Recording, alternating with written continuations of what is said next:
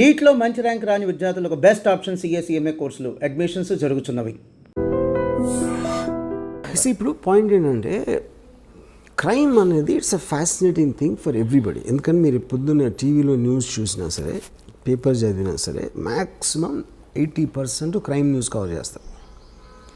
ఇవాళ మొత్తం వెబ్ సిరీస్లో the most famous is Narcos, which is do with gangsters and onward.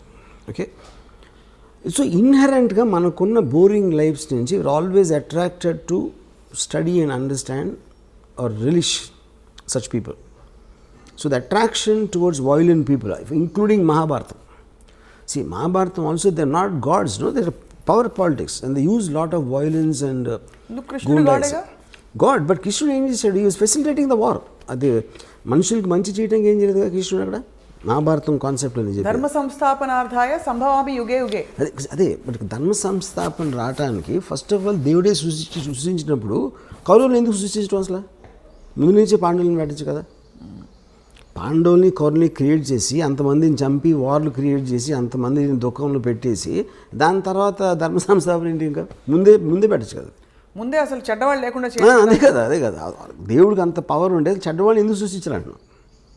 అంటే ఇలా జరిగితే ఇలా ఉంటాయి పర్యవసానాలని మనిషికి చెప్పడానికి ఈ యుగంలో చెప్పాల్సిన అవసరం ఉంది. ముందు నుంచి మంచి పేరు అయిపోయింది కదా పని. సో మీరైతే మహాభారతాన్ని కూడా జస్టిఫై చేయట్లేదు ఇక్కడ. Mahabharatam is just about power politics. Ramayanam can have a moral thing. తమ్ముడు అన్నని గౌరవించాలి, భార్యని ఇలా చూసుకోవాలి, పరిస్థితిని చూడకూడదు, ఇలాంటి కొన్ని మారల్ ఆస్పెక్ట్స్ అనేది రామాయణంలో ఉన్నాయి. I don't think Mahabharatam is anything to do with that. Mahabharatam అయితే so what are you trying to say? Mahabharatam కూడా ఒక విధమైన Mahabharatam is about power politics. So you see more like it is like an underworld. అంటే underworld అంటే ఏంటి మీకు చెప్పేది? ఇప్పుడు ఆ టైంలో ఫ్యూడల్ వ్యవస్థలో రాజులు ఉన్నప్పుడు డిక్టేటర్షిప్స్, ఎవరికి బలం ఉంటే వాడే గెలుస్తాడు. సేమ్ థింగ్ క్రైమ్ ఆర్గనైజేషన్లో కూడా బలం plays a big role in that. It's about violent physical power.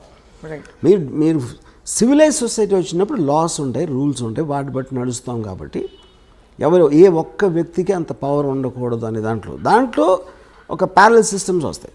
అప్పుడు under world main thing. Mahabharatam టైంలో ఫ్యూడల్ టైం, మహాభారతం అని ఒకటే అంటలేదు. రాజుల టైంలో బలం ఉన్నోడిదే రాజ్యం అన్నదానికి ఒక క్రిమినల్ ఆర్గనైజేషన్కి ఏమి డిఫరెన్స్ లేదు. సో మొత్తం మీద వర్మ గారు ఈ సినిమా కాస్టింగ్లో కానీ కీలకమైన పాత్రధారుల్లో మీరు ఏమన్నా ప్రత్యేకమైన బాడీ లాంగ్వేజ్ ఇవన్నీ స్టడీ చేయడానికి మీ రీసెర్చ్ కానీ ఎక్కడి నుంచి దొరికింది? బికాస్ దావుద్ ఇబ్రాహీంకి సంబంధించి ఒకటో రెండో ఫోటోలు తప్ప ప్రపంచం ఆయన చూడలేదు సరే. అండ్ ఇంకొక సూట్ సరే, ఇది అయ్యాక రెండో సూటి ప్రశ్న. సో మీరు ఎక్కడి నుంచి చేశారు ఈ రీసెర్చ్ అంతా కూడా to make people believe that this is perhaps what Dawood Ibrahim look like? See anybody, ఒక మనిషి ఫర్ ఎగ్జాంపుల్ నేను when I did on Veerappan, you know, నేను సినిమా తీసే టైంకి వీరప్పన్ పోయి ఆల్రెడీ 10 ఏళ్ళు అయిపోయాయి ఆర్ మోర్. సో ఏది మీరు చేసినా in the research most authentic sources మీకు సాధ్యమైనంత వరకు. ఇప్పుడు నిజం అనేది బిలీవబుల్గా ఉండాలి. నిజం అనేది ఎవరికి తెలియదు ఎప్పటికీ, ఎందుకంటే మీరు ఆ టైంలో మీరు లేరు, అది చేసినప్పుడు మీరు లేరు. అలాంటప్పుడు మీరు రిపోర్ట్ చేసిన, ఒక కథ రాసిన, ఒక కాలం రాసిన, సినిమా తీసిన, the way your piecing it together it should sound truthful, you know. So ఇప్పుడు నేను సపోజ్ 5 అడిగిన అనుకోండి దావుద్ ఇబ్రాహీం గురించి, 5 వర్షన్స్ చెప్తున్నారు. అతను ఎలాంటి అతను ఒక 3 చెప్పండి మాకు. అంటే ఒకడేమో అసలు నాకు అది చాలా పిరికోడు అండి, మీడియా చేసింది, అసలు అది ఏమీ లేదు అని చెప్పాడు ఒకడు. ఇంకోడు అంత తెలివైనడు అసలు ప్రపంచంలో ఉన్నాడు అని చెప్పాడు ఒకడు. ఇంకోడేమో అసలు తన చేతికి మట్టకుండా చేస్తాడు, అసలు చాలా పెద్ద మ్యానిపులేటర్ అని చెప్పాడు. ఇంకోడెవడో అసలు అంత దావుద్ ఇబ్రాహీం పేరు మీద చేశారని వేరే వాళ్ళు, అతను ఏదో అమాయకుడు అని చెప్పాడు. ఇంకోడేమో అసలు అంతకన్నా డేంజరస్ మనిషి అసలు ప్రపంచంలో అని చెప్పాడు. సో ఈ 5 వేరే పాయింట్స్. నా పాయింట్ ఏంటంటే అతను ఈ 5 కాకపోవచ్చు, 5 కూడా అవ్వచ్చు. ఏది డిపెండింగ్ ఆన్ ద టైం. ఎవరు ఏ పరిస్థితిలో కలిశారు, ఎప్పుడు కలిశారు అన్న దాని మీద మనకి మనుషుల మీద ఇంప్రెషన్స్ ఫామ్ అవుతాయి. అవును, కరెక్ట్. మీరు క్యారెక్టరైజేషన్ ఇస్తున్నప్పుడు ఎవరేం చెప్పినా కూడా దావుద్ ఇబ్రాహీం గొంతు సన్నగా ఉందనుకోండి, క్యా బేటా కైసా హై అని ఉందనుకోండి, ఒక పెద్ద గ్యాంగ్స్టర్ని మీరు అలా చూపించలేరు, గంభీరంగా చూపించాలి. ఒకలాంటి ఒక లుక్, ఒక విధమైన ఏం చెప్పాలి, ఒక హీరోయిక్ని కల్పించక తప్పదు. ఎందుకంటే మనకు తెలిసిన దావుద్ ఇబ్రహీం ఆయన చాలా గ్లామరస్, పార్టీ లవింగ్ పర్సన్ అని రకరకాల విషయాలు తెలుస్తుంటాయి. సో ఇవన్నీ ఎలా మీరు సమకూర్చారని? అది సిద్ధం చేయి. అప్పుడు మీరు మాట్లాడుతున్నప్పుడు ఎవరితో అయితే మీరు మాట్లాడుతున్నారో వాళ్ళు చెప్పే డీటెయిల్స్ కొన్ని ఉంటాయి. ఆ డీటెయిల్స్ ఎవరు మామూలు వాళ్ళు ఎవరు చెప్పలేరు డైరెక్ట్గా. ఉదాహరణకి నేను ఈ అప్పా చాచాని, ఈ సాబిర్ని చంపేసినప్పుడు ఫాదర్ ఎట్లా రియాక్ట్ అయ్యాను. ఫాదర్ హెడ్ కానిస్టేబుల్, చుప్చాప్ కొని బయటికి అయినా జస్ట్ రూమ్లో మూల కూర్చుని ఉండిపోయాలి. ఎందుకంటే దొంగరి ఏరియాలో జరుగుతూనే ఉంటాయి దాన్ని. ఇప్పుడు రూమ్లో మూల కూర్చుంటాం అనే డీటెయిల్ నాకు చాలా ఇంట్రెస్టింగ్ అనిపించింది. సెంటర్లో రూమ్ మధ్యలో కూర్చుంటానికి మూల కూర్చోటానికి ఏదో ఒక తేడా ఉంది అక్కడ. యూనో అంటే ఆల్మోస్ట్ ఎవరి దారిలోకి రాకుండా ఆయన ఒక్కరే కూర్చుని. ఓకే, సో ఆ పాయింట్ ఏంటంటే అప్పుడు చెప్పే విధానంలో ఇలాంటి డీటెయిల్స్ తోటి మనకి ఒక ఇది వస్తుంది. యూనో ఇప్పుడు వీరప్పన్ గురించి నాకు ఒక పోలీస్ ఆఫీసరు ముద్దుమలై ఫారెస్ట్లో ఎప్పుడు కలిసినప్పుడు చెప్పాడు, సరే వీరప్పను పులి మీద తిరుగుతూ ఉంటాడు అని చెప్పాడు. ఆ మాట చెప్పగానే మనకు ఫస్ట్ పోతుంది. ఎవరు అతను అక్కడ లోకల్ మనిషి, పోలీస్ ఇన్స్పెక్టరు, అయినా కూడా వీరప్పన్ పులి మీద తిరుగుతాడంటే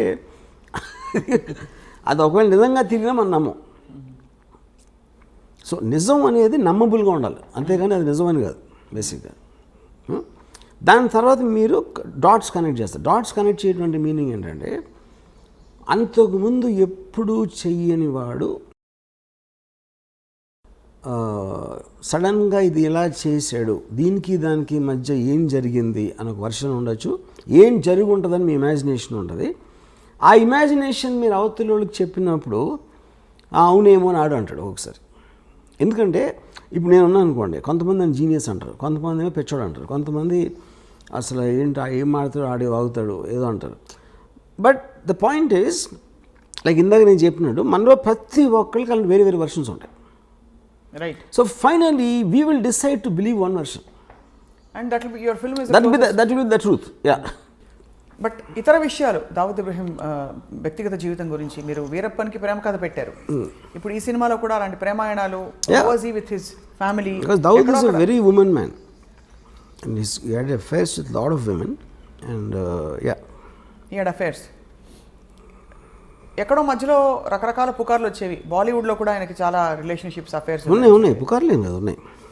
He actually was living with Mandakini, married Mandakini for nearly 10 years. Yeah. What was the last time we heard of Dawood Ibrahim in అంటే ఆయన జాడలు కానీ? We are hearing it now, right now. Yes. Because of the Sachin Vajay connection. Yes. Yes. So మరి ఈ టైంలో ఇంత సున్నితమైన ఈ విషయం మీద మీరు సినిమా తీస్తే మిమ్మల్ని దేశద్రోహి అని ఎవరన్నా అంటే ముద్ర వేస్తే మీరు ఒప్పుకుంటారా? అదే ఇప్పుడు ఫస్ట్ ఆఫ్ ఆల్ దేశంలో దావుద్ ఇబ్రాహిం ఏం చేశాడు అని ఎవరికి తెలియదు. ఫస్ట్ మనకు ఒక ఫ్యాషన్ అయిపోయింది మాట్లాడితే దావుద్ ఇబ్రాహిం అని చెప్పడం. మీరు చెప్తే నమ్మరు, Dawood Ibrahim most wanted criminal in India for last 30-40 years. Okay, actual ఉన్న కేసులు రెండే. What are the 2 cases? ఒకటేమో సమద్ ఖాన్ అని ఒక మర్డర్ జరిగింది. సమద్ ఖాన్ని 4-5 కలిసి చంపారు. దాంట్లో దావూద్ ఉన్నాడు అనేది ఒక ఎలిగేషన్ ఉంది ఒకటి. రెండోది 93 బ్లాస్ట్. ఎస్, 93 బ్లాస్ట్లో accused number 1 Bombay police charge sheet ప్రకారం 13 years ట్రయల్ జరిగిన తర్వాత ఒక్క విట్నెస్ కానీ ఒక సర్కమ్స్టాన్షియల్ ఎవిడెన్స్ కానీ మటీరియల్ ఎవిడెన్స్ కానీ దొరకలేదు దావూద్ని లింక్ చేయడానికి. కానీ దావూద్ ఇంకా క్రిమినల్. ఎందుకు? అతను సమన్స్ ఆన్సర్ చేయలేదు కాబట్టి. సో ఇప్పుడు అతను వస్తే నేనే చేశాను అన్న ఒక ఎవిడెన్స్ ఉంది, కానీ ఇంకో కౌంటర్ ఎవిడెన్స్ అనేది ఇంపాసిబుల్ సృష్టించడం. సో ఒకవేళ తను వచ్చి లొంగిపోతే ఇమీడియట్ వదిలేసి వస్తుంది. ఓకే, వాళ్ళు ఏదో డీలే చేస్తారు ఇలాంటివన్నీ చేసి, బట్ తను రావాల్సిన అవసరం లేదు. సో బేసిక్గా మనం ఎంతసేపు దావూద్ పెద్ద క్రిమినల్ ఏం చేసిండే ఎవరికి తెలియదు. కానీ ఏ క్రైమ్స్లో ఆయన actually involved other than all this? See నాకు పర్సనల్గా నా రీడింగ్ ఏంటంటే is a highly intelligent guy and he used crime in the beginning days to become legitimately successful. So తను దుబాయ్ షిఫ్ట్ అయిపోయిన తర్వాత ఈ కసినోస్ లేకపోతే హోటల్స్ ఇలాంటివన్నీ లీగల్ బిజినెస్ స్టార్ట్ చేసి he was living very posh cars and big bungalows and sheikh తోటి lunch చేసాడు, Dubai Sheikh తోటి. యూనో ఆ స్టేజ్కి వెళ్ళిన తర్వాత అసలు క్రైమ్ చేసిన అవసరం లేదు. ఎవరైనా క్రైమ్ ఎందుకు చేస్తారు? There has to be some reason for to do that.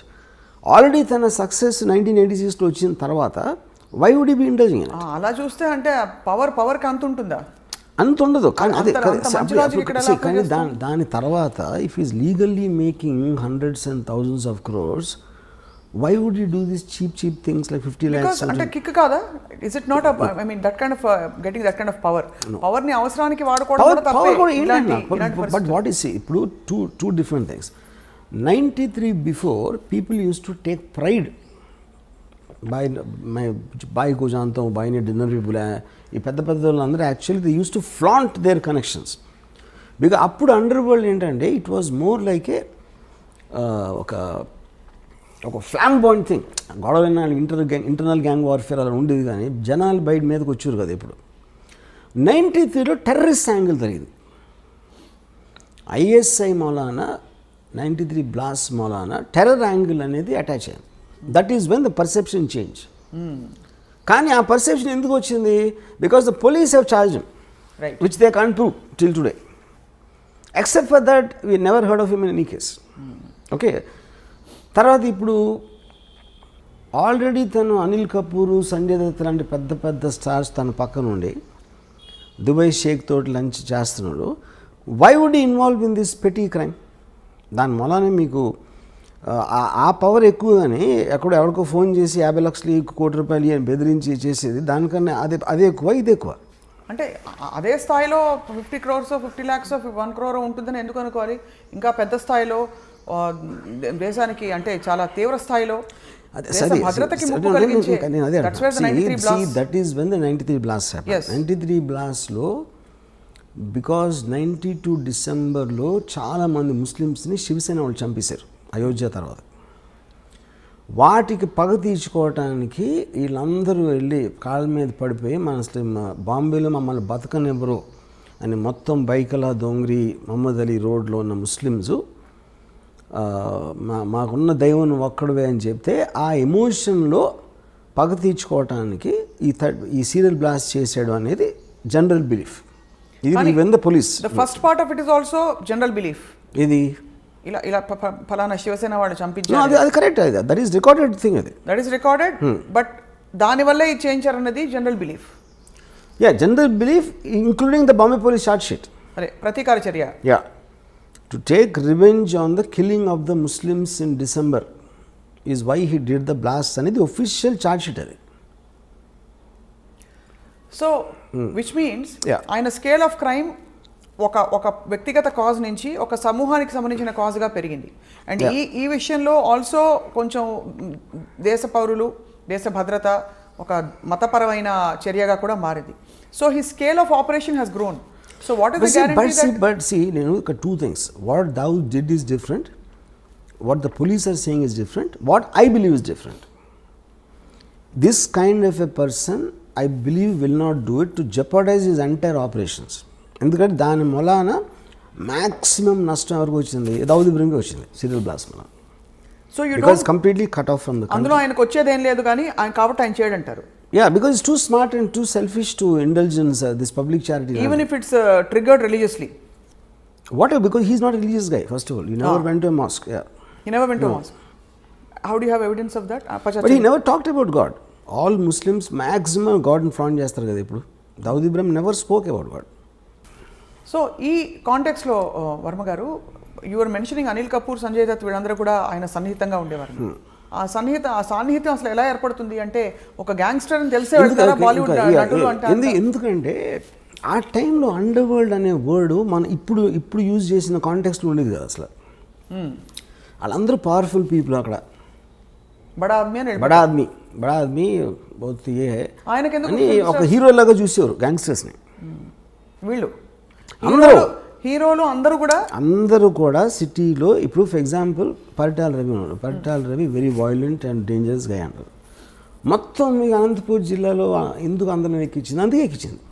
కానీ ఇక్కడ తేడా ఏమొస్తుందంటే వర్మ గారు, ప్రధానంగా ఒక అబ్స్కాండింగ్ ఇలాంటి క్రిమినల్కి ఒక పొలిటికల్ ఫేస్ ఉండే ఒక తీవ్రమైన వ్యక్తికి there is a big difference. ఈ మనిషి అందుబాటులో ఉన్నారు, ఈ మనిషి తప్పించుకుని వెళ్తున్నారు కాబట్టి ఎక్కడున్నాడో తెలియని పరిస్థితి. పర్సన్ తను ఉన్న పొజిషన్, తను ఉన్న సిచ్యువేషన్లో తనకు అనుగుణంగా అడ్వాంటేజ్ తీసుకుంటాడు. పరిటాల రవి అనే మనిషి అనంతపూర్లో ఉన్నాడు. అనంతపూర్లో ఏమేమి మనకు వర్కౌట్ అయితే వేరే ఉంటాయి. దుబాయ్లో దావుద్ ఇబ్రహీం అంటే తనకు వేరే వర్కౌట్ అవుతాయి. వీళ్ళకి ఉండే ఫ్యాసినేషన్ ఆయనకి ఫిల్మ్ స్టార్స్ పట్ల ఎందుకు ఉండేది fascination? That is very this because he deliberately wanted to give that colour to the gang. అంటే మనం వీధి రౌడీలాగా ఉండకూడదు, మనని రెస్పెక్ట్తో చూడాలి జనాలు. రెస్పెక్ట్తో ఎప్పుడు చూస్తారు? రెస్పెక్టబుల్ పీపుల్తో ఉన్నప్పుడు చూస్తారు. అందుకని పెద్ద పెద్ద పార్టీలు ఇచ్చి ఈ ఫిల్మ్ స్టార్స్ని, పొలిటికల్ లీడర్స్ని, క్రికెట్ ప్లేయర్స్ని ఇలాంటి అందరినీ ఇన్వైట్ చేసేవాడు. సో వాళ్ళ పక్కన నుంచున్నాడు కాబట్టి తనకు కూడా ఒక లెజిటిమసీ వచ్చేస్తుంది, which is a planned purpose. I did that. Right. And ఎవరెవరు అంటే వెళ్ళకపోయే క్వశ్చన్ ఉండదు. ఆయన దావుద్ ఇబ్రహీం పిలిచాక ఇంపాసిబుల్. రాము అని చెప్పడానికి very big man calls you in a nice way not to do a crime. ఎందుకు వెళ్ళరు మీరు? అంటే ఎందుకు క్రిమినల్స్తో మనకు ఎందుకు అని అనుకోవాలి కదా. అది అంటే అప్పుడు క్రిమినల్స్ అంటే ఇప్పుడు పిక్ పాకెట్ క్రిమినలే, దావుద్ ఇబ్రహీం క్రిమినలే. కానీ తనకున్న ఇమేజు ఇప్పుడు ఎవ్రీబడి వాంట్స్ పవర్ఫుల్ ఫ్రెండ్స్. ఫలానా ఒకటి తెలిస్తే ఎప్పుడైనా మనకు పనికొస్తాడు. ఎప్పుడైనా మనం ఏం చేయట్లేదు, మనం క్రైమ్ చేయట్లా. రైట్. కానీ పవర్ఫుల్ పీపుల్ తెలియటంలో తప్పే ఉంది అని ఒక అట్రాక్షన్ అందరికీ ఉంటుంది. ఎప్పుడది పోయింది? 93 బ్లాస్ట్ తర్వాత పోయింది. Because that was murder of public innocent people. That was a terror incident. That is when everybody cut of their links with Dawood Ibrahim, which is the reason తను చాలా ఎఫెక్టెడ్ దానికి. అందుకే అలా ఎఫెక్ట్ అతను ముందే తెలుసు కాబట్టి అతను చేసి ఉండడని నా బిలీఫ్. మీ సినిమాలో ఈ ఆస్పెక్ట్స్ అన్ని అడ్రస్ అవుతారా, చేస్తారా అసలు? Of course. అంటే ద 93 బ్లాస్ట్ ఆల్సో ఇవన్నీ they are going to be part of everything. Yes. And అంటే అది సీరియస్లో ఉండదు, సినిమాలో ఉండదు. సినిమాలో 1982 మధ్యలో ఉంటుంది స్టోరీ. సో ఎమర్జెన్స్ వరకు మీ సినిమా, ఆ తర్వాత జరిగిన కార్యకలాపాలు అన్ని సిరీస్, అవన్నీ సిరీస్లో ఉండబోతున్నాయి. So how are you going to, అంటే ఇప్పుడు ఎంత మీరు నార్కోస్ లాంటివి చూసినా ఇది ఒక రియల్ లైఫ్ సంఘటన, అందులో మన దేశానికి సంబంధించిన సంఘటన. సరే మీరు దేశభక్తి ఉందే లేదు అని చెప్పినా కూడా ఎక్కడో అక్కడ మీకు కొంచెం ఉంటుంది కదా, అంటే ఒక విధమైన concern. How are you going to justify making series on this? I am not telling first of all justifying that Dawood Ibrahim is good for the country or bad for the country. జరిగిన journey చూపెడతాను. Then it's up to the people. ఇప్పుడు నేను మన దేశానికి స్వాతంత్రం తెచ్చింది దావుద్ ఇబ్రహీం చెప్పట్లేదు కదా నేను. What exactly he's I'm showing that. Right. It's like a documentation of A story that shook up the entire country at one point of time. Right. Ram Gopal Varma గారు, దావుద్ ఇబ్రహీంని ఎప్పుడైనా కలిసే అవకాశం కానీ ఆలోచన కానీ మీకుందా? ఆయనకు ఈ సినిమా తర్వాత ఉంటుంది అనుకుంటారా? I don't think so. ఎందుకంటే Dawood Ibrahim is a highly secretive person. Last మరి ఆ సీక్రెట్స్ అన్ని మీరు బయట పెట్టేస్తున్నారు కదా ఈ సినిమాలో. కాదు, నేను తను ఇప్పుడు ఇంటరాక్షన్ నేను చెప్పేది 35 yearsలో తను ఒక ఫోటో బయట రాలేదు. ఎందువల్ల అంటారు? అది I'm very surprise actually. And ఒక వీడియో క్లిప్ కానీ ఒక ఫోటో కానీ. And also you're wrong in saying that people are searching for him. That's not true. ఒక పాయింట్ ఏంటంటే he's under another name in Pakistan. ఇప్పుడు ఇండియాకి పాకిస్తాన్కి ఎక్స్ట్రడిషన్ ట్రీటీ లేదు. సో ఇప్పుడు ఫర్ ఎగ్జాంపుల్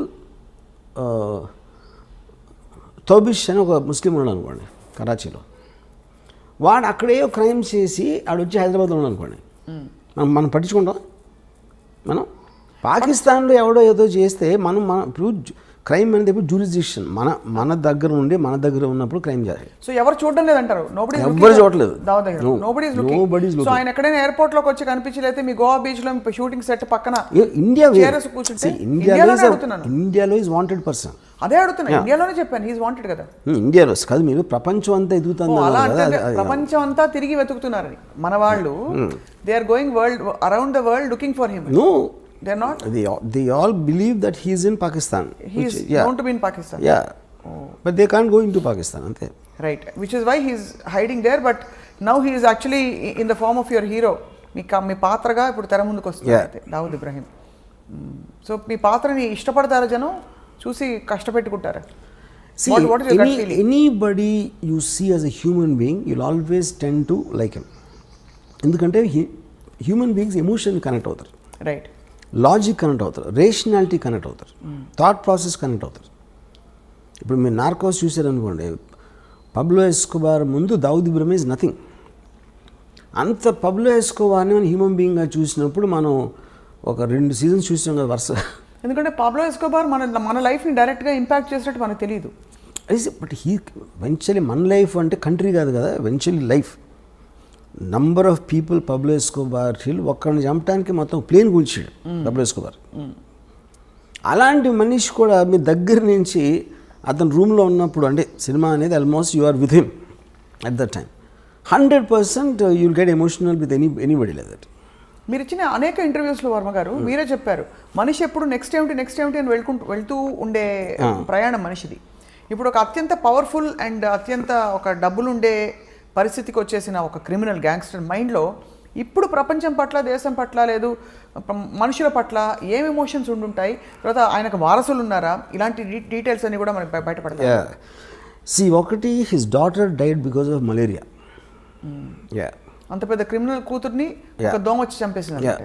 ఓకే. ఇంకొక డాటరు మియాందాద్ అనే మన క్రికెట్ ప్లేయర్ గాట్ మ్యారీడ్. ఒక సన్ ఏమో మౌలానా అయిపోయాడు. Is almost like equal Pujari లాగా. Pujari. But I think Dawood is a guy, I doubt he will have any familiar. నేను విన్నది ఏంటంటే ఇప్పుడు present lifestyle, he sleeps the whole day and is awake the whole night partying అంట. Partying? Yeah, that's the only thing he does, I believe. He's not with Mandakini anymore. Mandakini ఎప్పుడో తెలిసి. Mandakini I think more than 20 years. Did they have kids together? Do we know of that? Mandakini has a son. Everybody suspects it's Dawood Ibrahim's son, but she doesn't tell that. ఎవరితో మాట్లాడదు.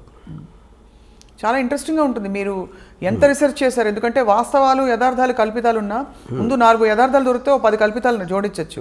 ఇక్కడ దొరకడమే కష్టం, అన్ని ఊహాగానాలే. ఈ మనిషిని ఎవరు చూడలేదు. ఇంకోటి అసలు ఇన్సైట్ కోసం ట్రై చేయరు అసలు. నాకు ఎంతసేపు పైన చూసేసి ఒక ఇప్పుడు బ్యాడ్ పర్సన్, గుడ్ పర్సన్ అని ఎక్కడ ఉండడు. బ్యాడ్ పర్సన్ అంటే ఎందుకు బ్యాడ్ అయ్యాడు తెలుసుకోకుండా బ్యాడ్ అంటాం అనేది ఇట్స్ వెరీ సూపర్ఫిషియల్ జడ్జ్మెంట్. కానీ ఎందుకు బ్యాడ్ అయినా కూడా దేశద్రోహంలో కానీ మనుషుల్ని చంపడంలో కానీ పాల్పడితే ఖచ్చితంగా అది ఫస్ట్ బ్యాడ్ అనేయాలి. తర్వాత మనం బ్యాడ్ ఎందుకు అయ్యాడని పిహెచ్డి చేసుకోవచ్చు. కానీ అన్నది that is what I'm saying. ఇప్పుడు క్రైమ్ అని లీగల్ సిస్టమ్ ఉన్నదే ఎందుకు, టోటల్ సొసైటీకి ఉన్న ఒక కంబైన్డ్ గుడ్ కోసం ఈ చేయకూడదు అని కొన్ని రూల్స్ పెట్టుకుంటాం. ఆ రూల్స్ని అధిగమించిన క్రిమినల్ అంటాం. That obviously is going to be. కానీ ఆ రూల్స్ని అడ్డు పెట్టుకుని వేరే వాళ్ళు they might do worse than that because they are smarter in different positions. అలాంటిది అవతల వాళ్ళు ఫీల్ అయినప్పుడు వాళ్ళు రిబెల్ అవుతారు. రిబెల్స్ అంటే ఏంటి? బేసిక్గా were thumbing the nose against the system. So వాళ్ళకి ఒక్కొక్కసారి పవర్ ఉండొచ్చు, వాళ్ళు బయటపడిపోవచ్చు, లేకపోతే జైల్లో ఉండొచ్చు. రైట్. సో ఇప్పటికే దాదాపు పెద్ద క్రిమినల్స్ అందరూ కవర్ అయిపోయారు వర్మ గారు. మీ సిరీస్ ఆఫ్ క్రిమినల్స్లో ఇంకెవరైనా మిగిలిన్నారా దావుద్ తర్వాత? ఉన్నారు చాలామంది. వాళ్ళందరూ మీ సినిమాలు తీస్తారైతే? నన్ను ఒకళ్ళు అడిగారు, మీరు డైరెక్టర్ అవ్వకపోతే గ్యాంగ్స్టర్ అయి ఉండేవారా అని. మీరు డైరెక్టర్ అవ్వకపోతే క్రిమినల్ గ్యాంగ్స్టర్ అయ్యేవారా అని. నేను I'm like A naturalist who studies wild animals. అందరూ మీకు జంతువులు, ఫారెస్ట్లో ఒక స్నేక్ ఉండొచ్చు, కోబ్రా ఉండొచ్చు, లేకపోతే టైగర్ ఉండొచ్చు, లయన్ ఉండొచ్చు. ఆ వైల్డ్ యానిమల్స్ స్టడీ చేయడం నాకు ఇష్టం. That doesn't mean I'm the wild animal. Okay.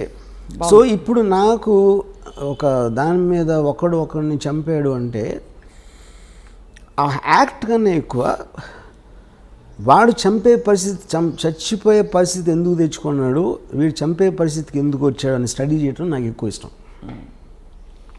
మీరు గతంలో అమ్మాయిల గురించి కూడా ఇలాగే అన్నారు. ఏమని? వైల్డ్ లైఫ్ న్యాచురలిస్ట్ మీరు. అమ్మాయిల గురించి అలా, అమ్మాయిలు అంటే I think that is art for me. అమ్మాయిలు అంటే ఆర్ట్ ఫిల్మ్, నాట్ ఇలాంటి సినిమా కాదు. రైట్. దావుద్ ఇబ్రహీం జంతువు అయింటే ఏమైండేవారు? ఏ జంతువు అయిండేవారు closest? I definitely won't equate him with these dangerous animals. But actually, most dangerous animal is human being. అందుకని ఈ can control all the animals యాక్చువల్గా. I can't say fox also. Definitely I won't equate him neither with a snake nor a tiger. ఇప్పుడు ఒక పెద్ద బ్రహ్మ ప్రశ్న, snake or tiger you're saying, అంతేనా? అంటే స్నేక్ మనం మామూలుగా పావురా అంటే ఏదో దాక్కుని మనకు కనిపించకుండా కాటేస్తుంది అన్న దాని మీద వచ్చి ఉంటుంది అనుకుంటున్నా. పాము అంటే మనకు తెలీదు ఎప్పుడు కాటేస్తుందో అని. టైగర్ అనేది ఆబ్వియస్ స్ట్రెంగ్త్ అది.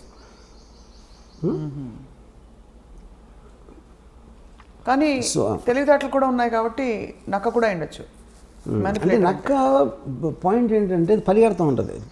తెలివిగా ఏం చేస్తుందో నాకు ఇంతవరకు తెలియదు. నక్క తెలివింది అంటారు కానీ అది ఏం తెలివి ఉపయోగించింది నాకు తెలియదు ఇంతవరకు. సో ఇది ఒక అన్నీ కలగలిసిన ఒక విచిత్ర జంతువు, అంతేనా? అయితే ఇది మోర్ నియరర్ టు దట్. అన్ని కలగలిసి, అన్ని క్వాలిటీస్ కలగలిసిన ఒక విచిత్ర యూనిక్ జంతువు. ఒక పెద్ద డౌట్, నక్కలాగా ఆలోచించి పాములాగా కాటేసి ఫస్ట్ కాటు పడగానే టైగర్ అయిపోతాడు. I think this is the correct thing. ఇచ్చాదారి సాంప్లాగా ఉండడానికి. డి కంపెనీ మోర్ డేంజరసా, ఆర్జీవీ కంపెనీ మోర్ డేంజరసా అని ప్రశ్న అడుగుతున్నారు, అందరూ అడుగుతున్నారు మీరు తీసే సినిమాల్ని బట్టి. ఇప్పుడు పాయింట్ ఏంటంటే సినిమాలో రొమాన్సైజ్ చేస్తారు అని చెప్తారు, లేకపోతే గ్లోరిఫై చేస్తారు క్రిమినల్స్ని.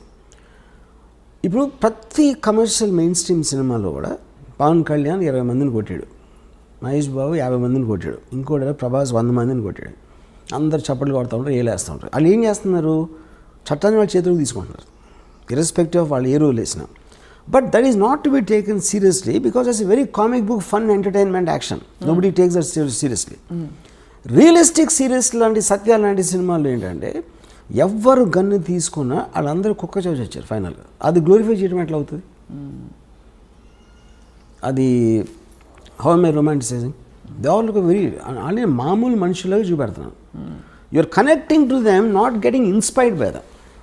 Okay, so this is a connection, not an inspiration. Clearly you are connecting to all these people, all your gangsters. You understand. అంటే మీరు you will understand. ఇప్పుడు ఇందాక నేను కాన్సన్ట్రేషన్ ఎగ్జాంపుల్ అది చెప్పాను, right?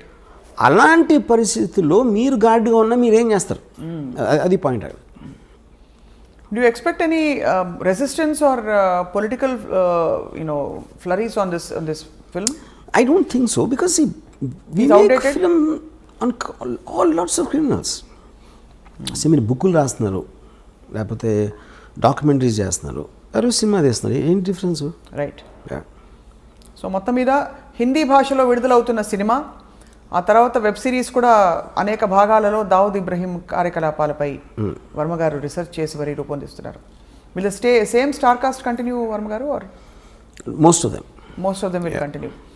Tell us a little bit about your casting. అంటే ఈ క్యారెక్టర్స్కి వెతకడానికి మీరు ఆడిషన్ చేశారా? ఆబ్వియస్లీ అంటే నాకు Dawood Ibrahim character I wanted, అంటే అతను హీరోలాగా ఉండకూడదు, ఏదో మసిల్స్ 6 ప్యాక్ వచ్చి ఉండకూడదు. I wanted a very mild looking person who slowly starts growing in the period of time. అతని మైండ్ సెట్ కానీ ఇప్పుడు ఒక అన్నచాటు తమ్ముడులాగా ఉంటాడు most of the time, you know. అప్పుడు ఇది ఆల్మోస్ట్ ఈ యొక్క కాస్టింగ్కి నేను నియర్లీ 35 to 40 పీపుల్ని ఆడిషన్ చేశాను. అండ్ తన brother character is very important సినిమాలో. సో ఆ బ్రదర్కి నాకు తనే పంపాడు, అశ్వత్ దావుద్ రోల్ వేస్తున్నాడు. So look for this actor అంటే భలే ఉన్నాడు. ఎవరైతున్నాడంటే నా తమ్ముడు ఉన్నాడు. In real life also they brothers. But ఈ ఎమర్జెన్స్ సినిమాలో మరి ప్రేమాయణాలు అవి ఉండవు, అయితే ఉండొచ్చు, ఉన్నాయి కానీ very limited time. What is the focus? అంటే ultimately D company the movie that is going to release, దాని ద్వారా ఏం చెప్పదలుచుకున్నారు మీరు to the world? What is the one story your narrating? I think ఇప్పుడు ఫిల్మ్ అనేది ప్రైమర్లీ ఇప్పుడు నేను శివ తీసినప్పుడు ఏం చెప్పదలుచుకోవాలా, సత్య తీసినప్పుడు ఏం చెప్పదలుచుకో, ఏ సినిమా అయినా it is something. Story telling is to create an interesting feel to the listener. ఇదే సినిమా it might be its completely fictional. ఇప్పుడు గాడ్ ఫాదర్ ఉంది, Godfather is based on Al Capone, right? Al Capone ఎవరైతే నాకు తెలియదు, God father చూసినప్పుడు ఆ సినిమాగానే చూసాం. అమెరికాలో తెలుసు అల్ కపోన్ ఎవరు, you know. So this film might be seen by generation who never heard of Dawood Ibrahim. So they look at it like a story.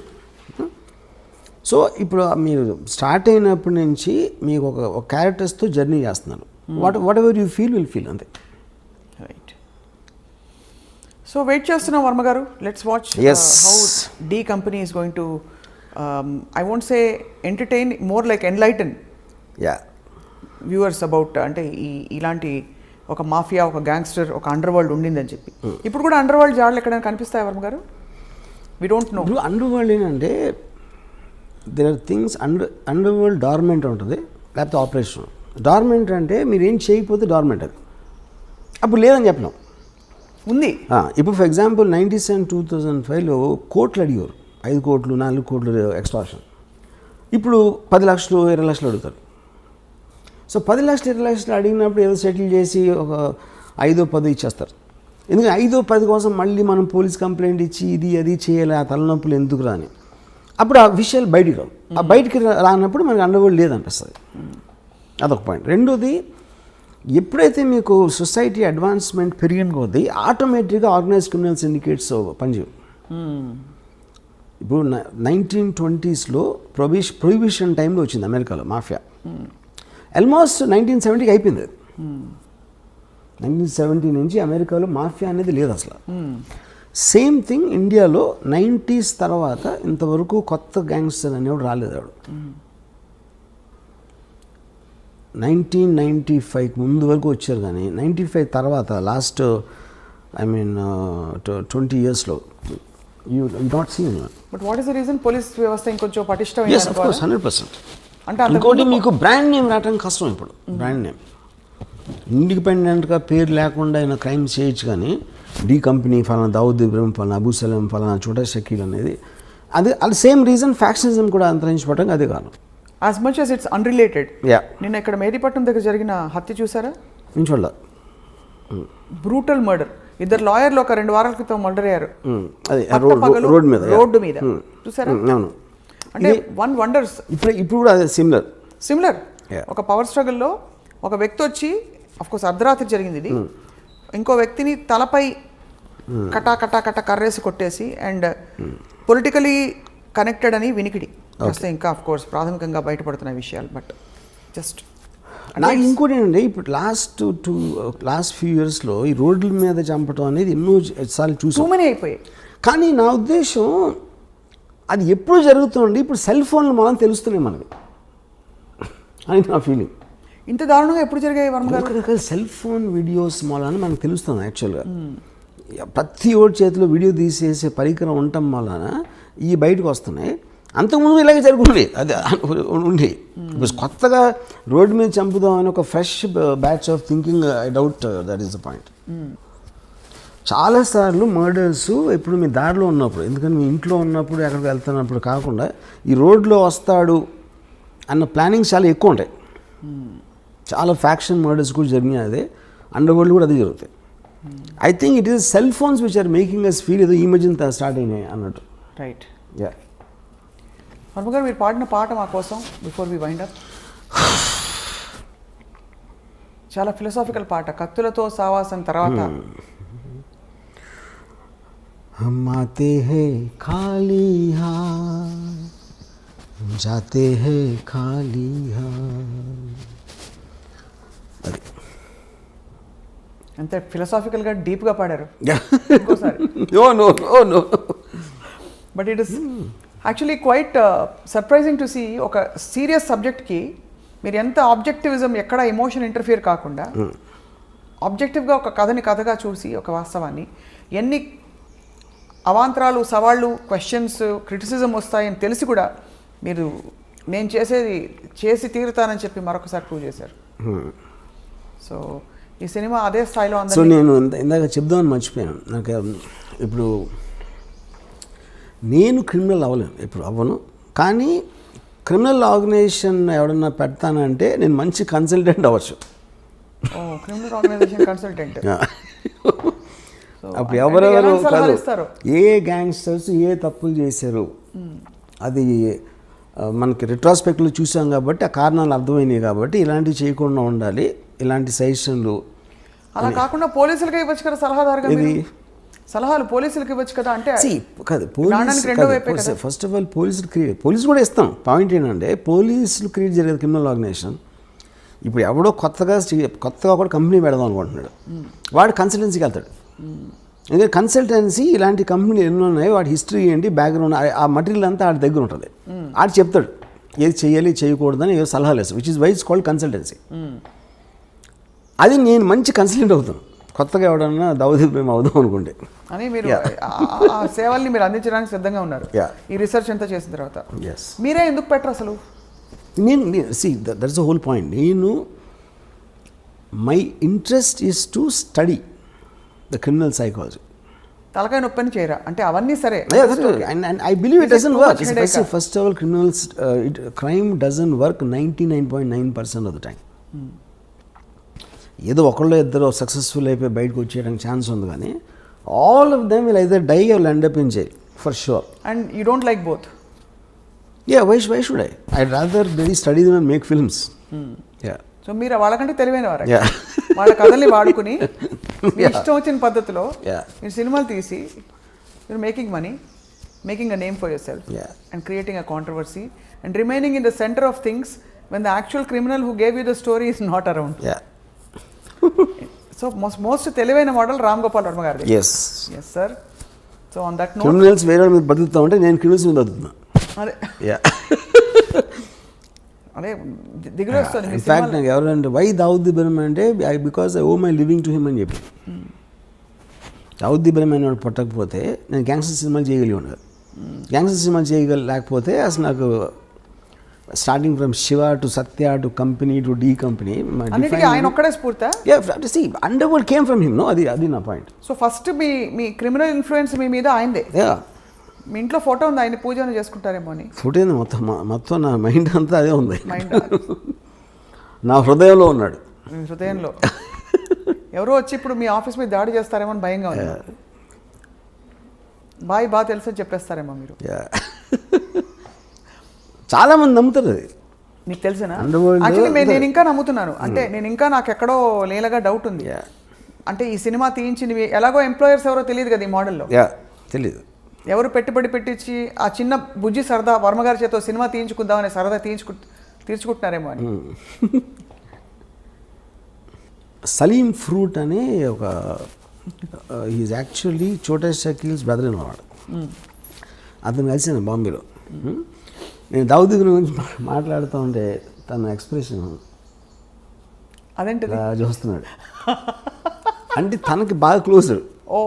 తనకు తెలిసిన మనిషి గురించి నేను వీడి దగ్గర వింటున్నాను అనేది మాట ఎక్స్ప్రెషన్. అంటే obviously he has a different vision. అదే ఇప్పుడు యాజ్ ఎ ఫిల్మ్ మేకర్ ఇప్పుడు నేను ఒక చిన్న టైంలో ఒక మనిషి జీవిత కథని నేను ఇంత టైంలో చెప్పాలంటే ఆటోమేటిక్గా ఒక సినిమాటిక్ ఆస్పెక్ట్ ఉంటుంది. దావుద్ ఇబ్రహీం ఎలా మాట్లాడతాడు, ఏం మాట్లాడతాడు ఒక చెప్తాను. అదే లైను తను ఎప్పుడు వినలేదు అనుకోండి, ఈ సలీం ఫ్రూట్ అనేవాడు ఆటోమేటిక్గా look it a very fake thing. ఇప్పుడు Dawood Ibrahim is not educated గా. ఇప్పుడు నేను చాలా ఫిలాసఫికల్గా మాట్లాడుతూ ఉంటే Dawood Ibrahim philosophy, for example నేను ఇవాళ ఒక ట్వీట్ పెట్టాను. I never intended to be a criminal, I'm just using crime to fast track my legitimate success. Dawood Ibrahim అని కోట్ చేశాను. అది 100% దావుద్ ఇబ్రహీం అన్నాడు, నాకు తెలుసు. ఆయనకి ఇంగ్లీష్ వచ్చి ఉండదంతా ఎగ్జాక్ట్లీ ఫ్రేజ్ హిందీలో కూడా ఉన్నాడు. కానీ నేను అర్థం చేసుకునేది ఒక స్పిరిచువల్గా పెట్టిన. ఫర్ ఎగ్జాంపుల్ గాంధీ సినిమాలో గాంధీ అన్న ఏ డైలాగ్ కూడా తను ఇప్పుడు అనలేదు లైఫ్ టైంలో. అది రిచర్డ్ అటెన్బర్గ్ స్క్రీన్ ప్లే డైలాగ్స్ ఆయన. సో మీరు ఒక స్పిరిట్ని క్యాప్చర్ చేసినప్పుడు which is what art is about. Art is about what it could be, not about what it is.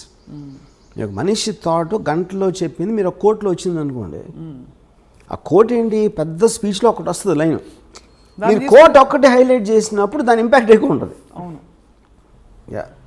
ఇప్పుడు ఆ పెద్ద సీన్లో మళ్ళీ దానికి తిరిగి వస్తాను. మీ ఆత్మంతా బయట పెట్టిన ఆ ఒక్క డైలాగ్, ఇతను దొంగగా ఎందుకు మారాడో దాని వెనకాల పెద్ద కథ ఉంది. Sridevi actually every criminal will have the very similar story. ఆ స్టార్టింగ్ పాయింట్ అనేది చాలా ఎమోషనల్గా ఉంటుంది without exception. Where is the limit? అంటే ఇప్పుడు ఫర్ ఎగ్జాంపుల్ ప్రతివాడికి justify చేసుకుంటూ పోతాం. పోవర్టీ ఉంటుంది, 1 కోటి మంది పూర్ పీపుల్ ఉన్నారు అనుకోండి, దాంట్లో క్రిమినల్స్ 10 మంది ఉంటారు. 0.01% క్రిమినల్స్ అవుతారు. సో జస్టిఫికేషన్ అనేది మన ఇప్పుడు ఫర్ ఎగ్జాంపుల్ బతుకంతా బానిసగానే ఉండాలి అని ఒకటి ఫిక్స్ అయిపోతాడు. ఇంకో నేను బానిసగా ఎందుకు ఉండాలి అడుగుతాడు.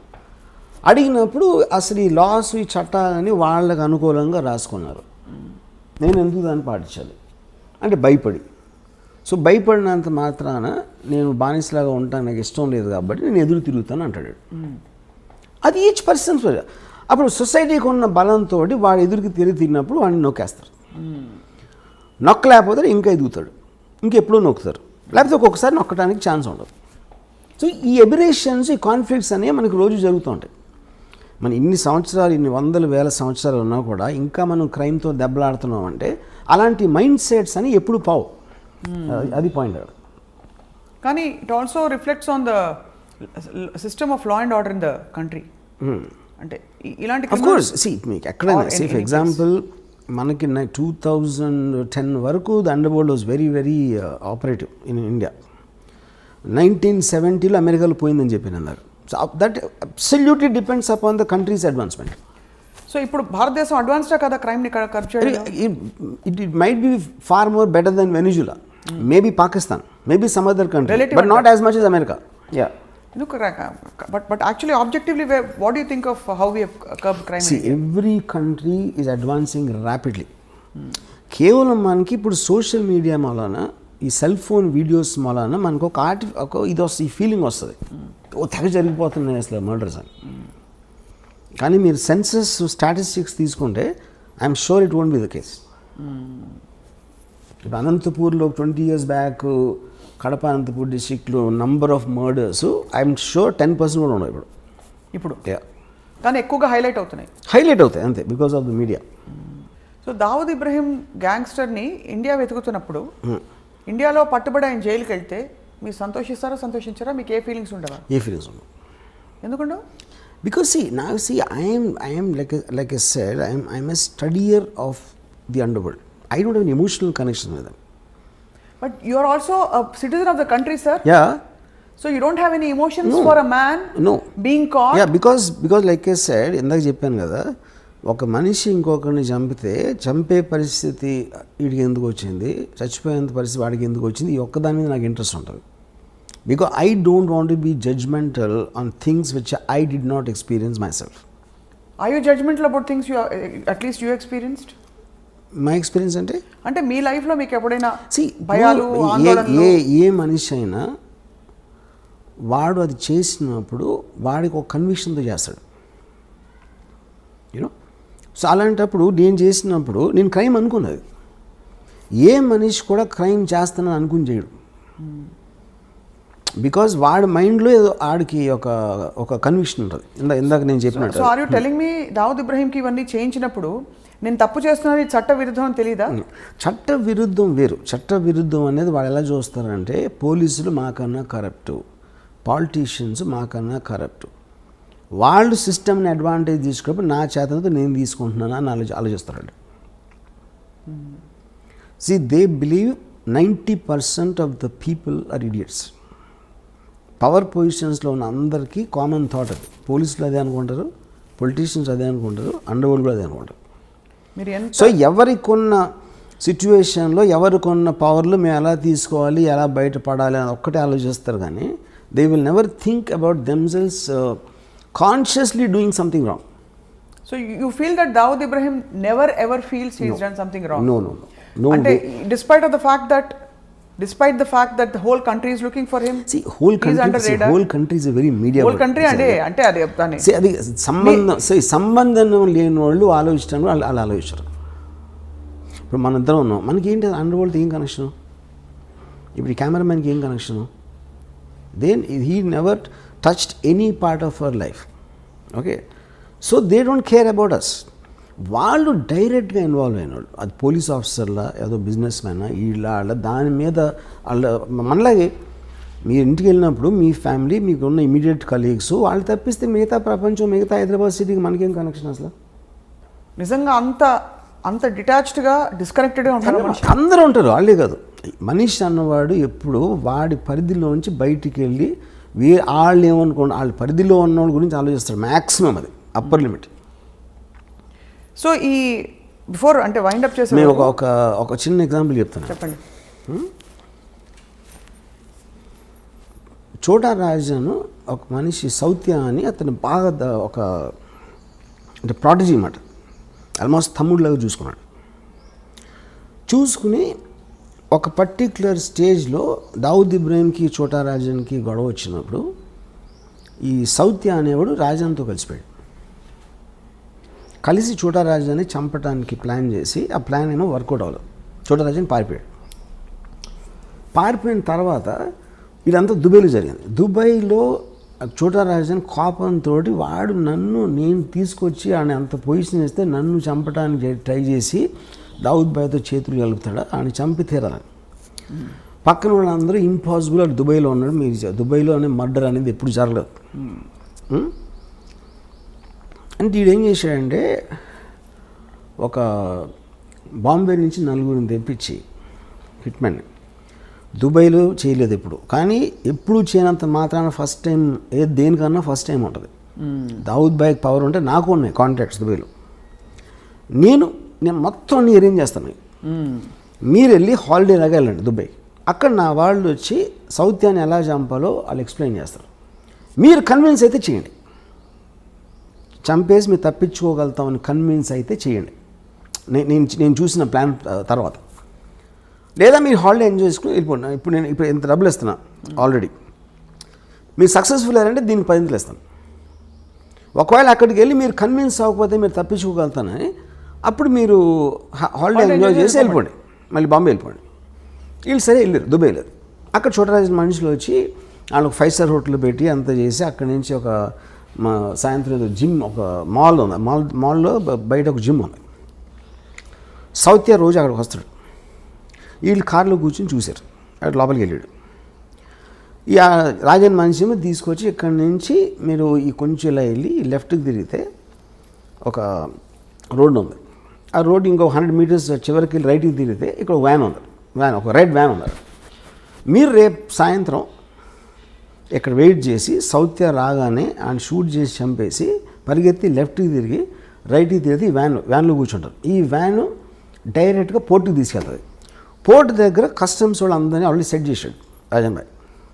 వాళ్ళు మిమ్మల్ని బోట్లో ఎక్కిస్తారు. ఆ బోట్ యాట్ ఇండియాకి వచ్చేస్తుంది అని డీటెయిల్స్ అన్నీ చెప్పి ఆ రోజు రాత్రి ఆ కస్టమ్స్ వాళ్ళు వచ్చారు కలవడానికి.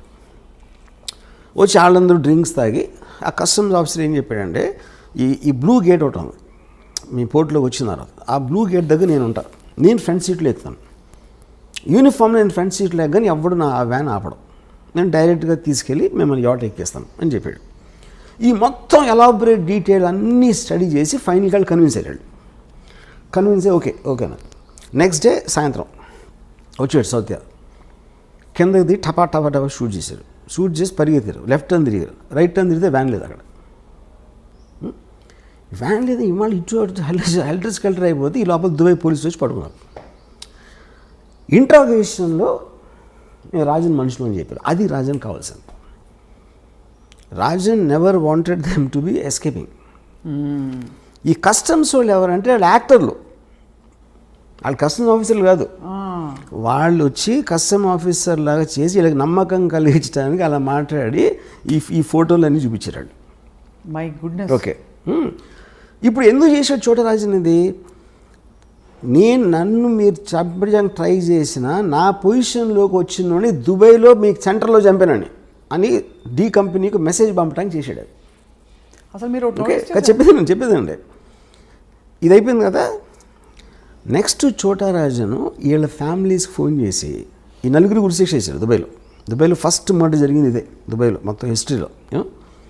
వీళ్ళ ఫ్యామిలీస్కి ఫోన్ చేసి నేను వాళ్ళకి అబద్ధం చెప్పిన మాట నిజం, ఎందుకంటే నాకు ఒక ప్రెస్టీజ్ క్వశ్చన్ వచ్చింది, నేను చేయాల్సిన అవసరం ఉంది, ఇలాంటి బిజినెస్లో ఎవరో ఒకరిని బలి ఇవ్వకపోతే మనం అనుకునేవి జరగవు.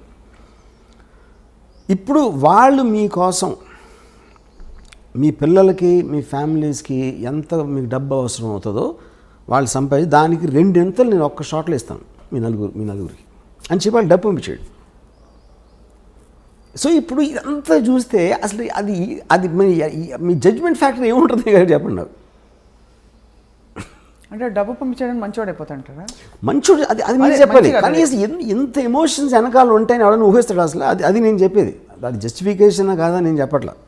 First of all their hit men ఎవరైతే వచ్చారో, డబ్బులు తీసుకుని చంపటానికి వచ్చే ఇలాంటి మనుషులు ఒక రకం. వాళ్ళకి ఫ్యామిలీస్ ఉండటం కూడా నిజమే, వాళ్ళకి పిల్లలు ఉండటం కూడా నిజమే.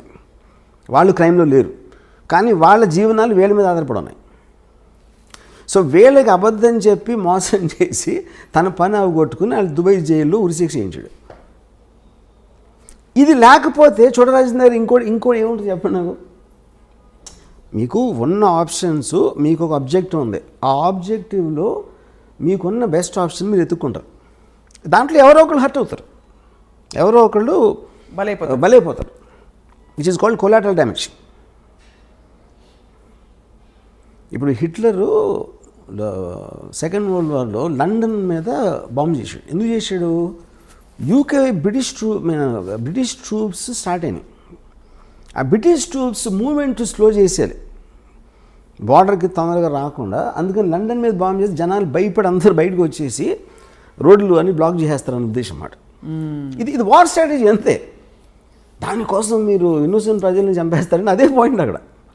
ఇన్నోసెంట్ ప్రజలు అనేవాళ్ళు ఎప్పుడూ బలిపశువులు ఉంటారు, ఏ వార్లో అయినా ఎక్కడైనా సరే. అది 2020 అవ్వచ్చు, లేకపోతే 1720 అవ్వచ్చు. ఇది ఇంకా నేను మీకు ఉడికినాయి మన ఇంటర్వ్యూ కాబట్టి చాలా తక్కువ చెప్పాను. దీని యాక్చువల్ స్టోరీ చెప్తే కింద పడిపోతారు. ఇదంతా మీకు ఎవరు చెప్పారు? Course I have my sources. You have your sources. అంటే డైరెక్ట్గా చోటారాజనే పిలిచి కూర్చోబెట్టి మీకు కప్పు కాఫీ ఇచ్చి చెప్పినట్టుగా అంత వివరంగా చెప్పారు. దీన్ని బట్టి ఇంకో విషయం కూడా అర్థమవుతుంది, గ్యాంగ్స్టర్స్కి మంచి స్క్రీన్ ప్లే ఉందని. Of course gangsters constantly drama, వాళ్ళంతా వైలెన్స్ అనేది మనం అనుకునేది ఎక్కువ జరగదు అక్కడ. Mostly it is mind games. మనకి సినిమాల్లో టపా టపా టపా గన్ షాట్లు అవుతూ ఉంటాయి, కానీ it's not as much as what we think. ఎందుకంటే మీకు వైలెన్స్ ఎక్కువ జరిగితే అసలు యాక్చువల్ కంట్రోల్ లేదని అర్థం అవుతుంది. నిజంగా మీరు భయపడితే అండర్ వరల్డ్కి ఎవడో అసలు దాని నుంచి వాడికి దానికి ఎగెన్స్ట్కి వెళ్ళటానికి భయపడతారు. ఎగెన్స్ట్కి వెళ్ళటానికి లేనప్పుడు మీకు వైలెన్స్ ఉండదు అసలు. ఇలాంటి వ్యక్తులతో తీసిన సినిమాకి మీరు ఆతే హై కాలియాత్ జాతే హై కాలియాత్ అని ఫిలాసఫీ పెట్టేస్తారా? యా కరెక్టే కదా. ఫైనల్గా చూడరాజన్ జైల్లో ఉన్నాడు, వాళ్ళు పోయారు. ఆతే హై కాలియాత్ జాతే హై కాలియాత్ బీచ్ మే గన్ పకడ్తే హై, అంతే. అది స్టోరీ. గన్ ఒకటే కదా కదా పాయింట్. చాలామంది చాలా చేస్తారు, బిజినెస్లో ఓడిపోతారు, పొలిటికల్గా లూజ్ అవ్వచ్చు. People lose all kinds of things, not only the under world. But it is no wonder and no surprise that this is such a fascinating thing for you, because వింటూ ఉంటేనే అసలు ఇప్పుడే మీ సినిమా అంతా యాక్చువల్గా ఈ Chhota Rajan episode it is one of the most striking things I heard. నేను 5% కూడా చెప్పలే యాక్చువల్గా.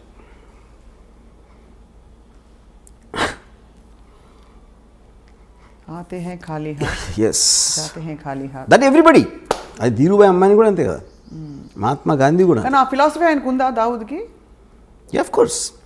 అండర్ వరల్డ్కి వచ్చి underworld most of the time they're prepared to die any time. అవునా? అండ్ మెయిన్గా కంటిన్యూ చేసేదానికి reason not because of power or fame, because they will make enemies in the course of that.